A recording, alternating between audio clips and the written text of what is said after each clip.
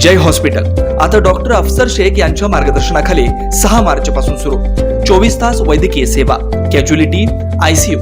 ओटी, general ward, special deluxe room, lab, x ray सह अन्य सुविधा उपलब्ध।